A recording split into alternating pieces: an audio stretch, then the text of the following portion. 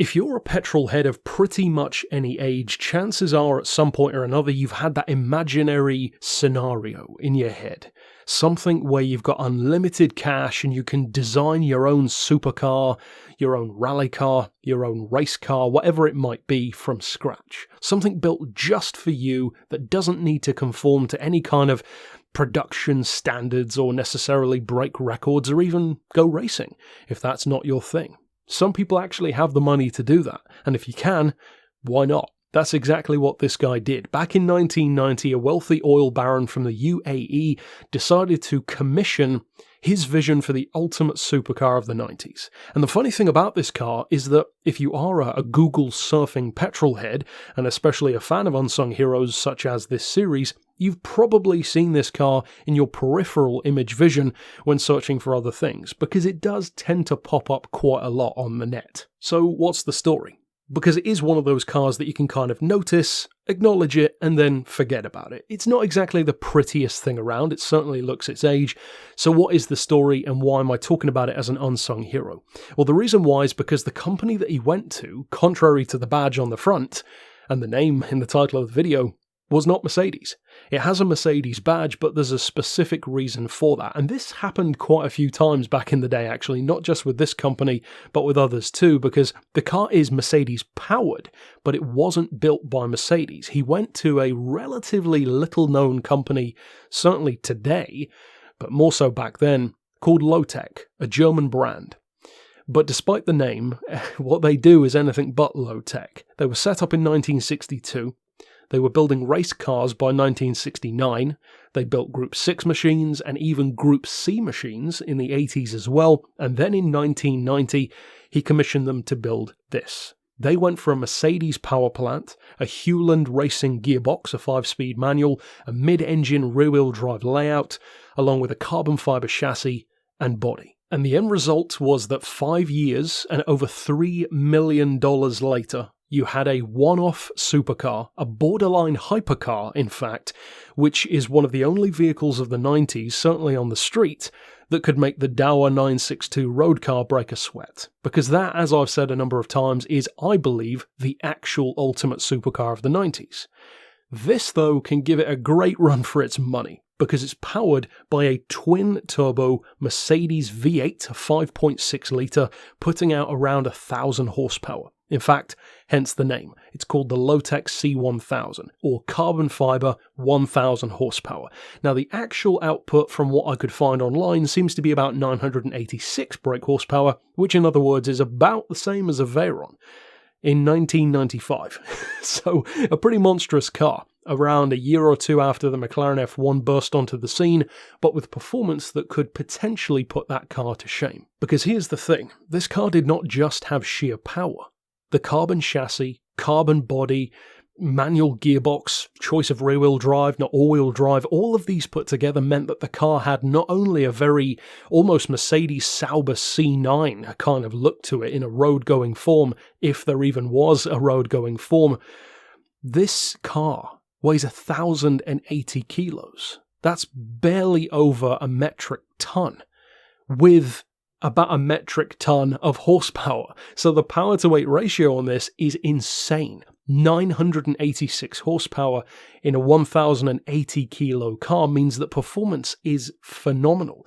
And don't be fooled by the 5-speed gearbox. There are plenty of cars with 5 speeds, or even less sometimes, that are very quick, even much later the Mercedes SLR McLaren. That only has a 5-speed, but it's over a 210 mile an hour car in its 722 form. Now, this car's performance tends to range in terms of the claims. Obviously, being a one-off, it's not going to have, a Guinness record in a conventional sense, and most of the testing is kind of irrelevant because the guy didn't build it to necessarily show off. He built it because he just wanted the car himself and then enjoyed using it, as I'm sure he did. But apparently, if you choose to believe what you read online at least, the 0 to 60 time is a quoted, and I would say highly believable, 3.2 seconds to 60. That actually sounds perhaps even a little bit slower than you might expect. But again, it was 1990 when they began to develop the car, and still only 1995 when it was finished. The car's only a year younger than I am, and in car years, that takes a toll. In human years, it can take a toll as well. But as far as top-end speed, that is where the major conjecture comes into play, because the quotes and claims range wildly, anything between 235 and 268 miles an hour. Now, personally, I don't believe this is a 260 mile an hour car, let alone 268. I think 235 sounds pretty accurate. I would completely believe that this car could do 235, maybe even close to 250. That wouldn't surprise me, because at the end of the day, it's well engineered, it's built by a company with, amongst other things, Group C experience, and they have to deal with race cars going those kind of speeds quite a lot, 220 at least, sometimes more. So it's believable to me that a car with kind of a road-going Group C visage, with low weight, great gearbox, incredible engine, much like what Pagani did later on with the AMG Zonda, but I believe that 235 is all but guaranteed. And one of the most unfortunate things about the car, in fact, one of the only unfortunate things, thankfully, is that it doesn't seem to have really kept its value. Despite being a one-off car with incredible performance, almost unheard of levels of power in the 90s from a street car especially, and performance that could have rocked the supercar world, it doesn't really keep its value all that well. Apparently it was put up for sale at least a couple of times. It's had, from what I could tell, about 3 or 4 different owners since its inception, and the sale price around the year 2015 was about $500,000, somewhere between $500,000 and $600,000. That's not great for a car like this, with the build cost of $3 million, which of course in 90s money was even more today, especially after having a full and extensive restoration in 2014 to actually take the car back to its original mint condition, with still not exactly a lot of miles on the clock.